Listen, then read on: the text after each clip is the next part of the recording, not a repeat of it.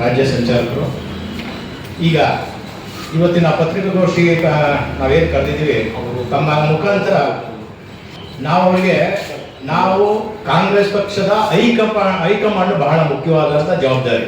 ಯಾಕೆಂದರೆ ಕಾಂಗ್ರೆಸ್ ಪಕ್ಷದಲ್ಲಿ ಮುಖ್ಯಮಂತ್ರಿ ನೇಮಕ ಮಾಡೋದು ಹೈಕಮಾಂಡ್ ಬಿಟ್ಟಿದ್ದ ವಿಚಾರ ಹೊರತು ಇಲ್ಲಿಗ ರಾಜ್ಯ ಮಟ್ಟದಲ್ಲಿ ಯಾರು ಕೂಡ ಮಾಡ್ಲಿಕ್ಕೆ ಆಗಲ್ಲ. ಆ ಒಂದು ನಿಟ್ಟಿನಲ್ಲಿ ನಾವು ಏನೀಗ ಕರ್ನಾಟಕ ರಾಜ್ಯ ಛಲವಾದಿ ಕ್ಷೇಮಾಭಿವೃದ್ಧಿ ಸಂಘ ಏನು ಒತ್ತಾಯ ಮಾಡ್ತದೆ ಅಂತಂದರೆ, ಮಾನ್ಯ ಗೌರವಾನ್ವಿತ ಲೋಕಸಭಾ ವಿರೋಧ ಪಕ್ಷದ ನಾಯಕರಾದಂಥ ಗೌರವಾನ್ವಿತ ಮಾನ್ಯ ರಾಹುಲ್ ಗಾಂಧೀಜಿಯವರು ಮತ್ತು ಮಾಜಿ ಅಧ್ಯಕ್ಷರಾದಂಥ ಶ್ರೀಮತಿ ಸೋನಿಯಾ ಗಾಂಧೀಜಿಯವರು ಮತ್ತು ಈಗ ಹಾಲಿ ಕರ್ನಾಟಕದವರೇ ಆದಂಥ AICC ಅಧ್ಯಕ್ಷರಾದಂಥ ಮಲ್ಲಿಕಾರ್ಜುನ ಖರ್ಗೆಜಿ ಅವರಲ್ಲಿ ಹಾಗೂ ನಮ್ಮ ಕರ್ನಾಟಕದ ಉಸ್ತುವಾರಿ ವಹಿಸಿರ್ತಕ್ಕಂಥ ವೇಣುಗೋಪಾಲ್ಜಿ ಅವರಲ್ಲಿ ಮನವಿ ಮಾಡೋದೇನಂತಂದರೆ, ನೀವು ಇಷ್ಟು ವರ್ಷಗಳ ಕಾಲ ನಮ್ಮ ಇಡೀ ದೇಶಾದ್ಯಂತ ನಾವು ದಲಿತರು ನಿಮ್ಮ ಕಾಂಗ್ರೆಸ್ ಪಕ್ಷಕ್ಕೆ ನಾವೆಲ್ಲನೂ ಕೂಡ ನಾವು ಬೆಳೆಸ್ಕೊಂಡು ನಮ್ಗೆ ಅಧಿಕಾರ ಕೊಟ್ಕೊಂಡು ಬಂದಿದ್ದೀವಿ. ನಮ್ಮ ಓಟನ್ನು ತಕ್ಕಂಡು ನೀವೆಲ್ಲರೂ ಕೂಡ ಎಲ್ಲ ಸಮುದಾಯದಲ್ಲೂ ಕೂಡ ಪ್ರಬಲವಾಗಿ ಅಧಿಕಾರ ಇಲ್ಲಿ ತನಕ ಅನುಭವಿಸ್ಕೊಂಡು ಬಂದಿದ್ದೀವಿ. ಆದರೆ ಕರ್ನಾಟಕದಲ್ಲಿ ಸುಮಾರು 25 ಜನ ಮುಖ್ಯಮಂತ್ರಿಗಳಾಗಿದ್ದಾರೆ ಅಂತ ಅನ್ನಿಸ್ತದೆ. ಅದರಲ್ಲಿ ಒಬ್ರು ಕೂಡ ಇಲ್ಲಿವರೆಗೂ ಒಬ್ಬ ದಲಿತ ಮುಖ್ಯಮಂತ್ರಿಯನ್ನು ಮಾಡಲಿಕ್ಕೆ ಆಗಲಿಲ್ಲ.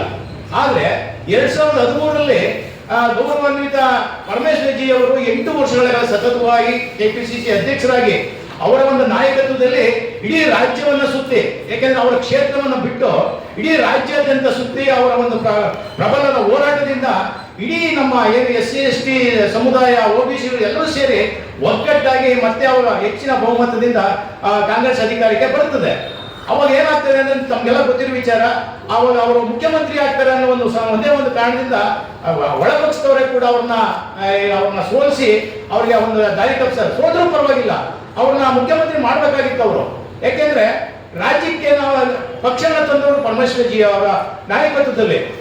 ಅವಾಗ ಅವರಿಗೆ ಅನ್ಯಾಯ ಆಗಿದೆ.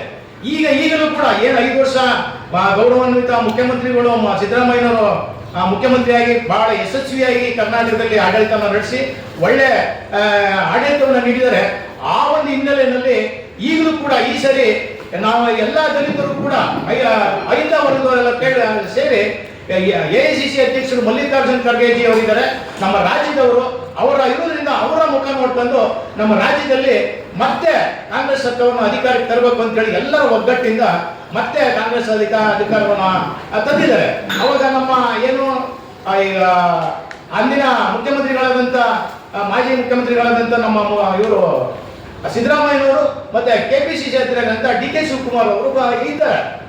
ಆದರೆ ಈಗ ತಾವೆಲ್ಲ ಕೂಡ ಮಾಧ್ಯಮದಲ್ಲಿ ನೋಡಿ ನಮ್ಗೆ ಬೇಜಾರಾಗುತ್ತೆ. ಯಾಕೆಂದ್ರೆ ಯಾರು ಮುಖ್ಯಮಂತ್ರಿ ಆಗೋಕೆ ನಾವ್ಯಾರು ಅಡ್ಡಿಪಡಲ್ಲ. ಈಗ ಇಷ್ಟು ವರ್ಷಗಳ ಕಾಲ ನಾವು ಏನು ದಲಿತರಿಗೆ ಅನ್ಯಾಯ ಆಗಿದೆ, ಆಮೇಲೆ ಪ್ರಬಲವಾಗಿದ್ದಾರೆ, ಆಮೇಲೆ ಸಮರ್ಥರಿದ್ದಾರೆ, ಆಮೇಲೆ ಪ್ರಾಮಾಣಿಕತೆ ಇದೆ, ಪಕ್ಷನಿಷ್ಠೆ ಇದೆ. ಈ ಒಂದು ನಿಟ್ಟಿನಲ್ಲಿ ಈ ಸರಿ ನಾವು ಯಾವುದೇ ಕಾರಣಕ್ಕೂ ಮಾನ್ಯ ಗೌರವಾನ್ವಿತ ಸಿದ್ದರಾಮಯ್ಯನವರಲ್ಲಿ ಮತ್ತೆ DK ಶಿವಕುಮಾರ್ ಅವರಲ್ಲಿ ಮನವಿ ಮಾಡ್ತಾ ಇದ್ದೀವಿ. ಇಡೀ ರಾಜ್ಯದ SC ST ಸಮುದಾಯದ ಪರವಾಗಿ, ಅಹಿಂದ ಪರವಾಗಿ, ಎಲ್ಲ ರಾಜ್ಯದ ಜನತೆ ಪರವಾಗಿ ನೀವಿಬ್ಬರು ದೊಡ್ಡ ಮನಸ್ಸು ಮಾಡಿ ನಮ್ಮ ದಲಿತ ಮುಖ್ಯಮಂತ್ರಿ ಮಾಡಬೇಕು ಅಂತ ನಾವು ಈ ವೇದಿಕೆ ಪರವಾಗಿ, ಸಮುದಾಯದ ಪರವಾಗಿ ಒತ್ತಡ ಮಾಡ್ತಾ ಇದ್ದೇವೆ. ಜೈ ಹಿಂದ್, ಜೈ ಭಾರತ್.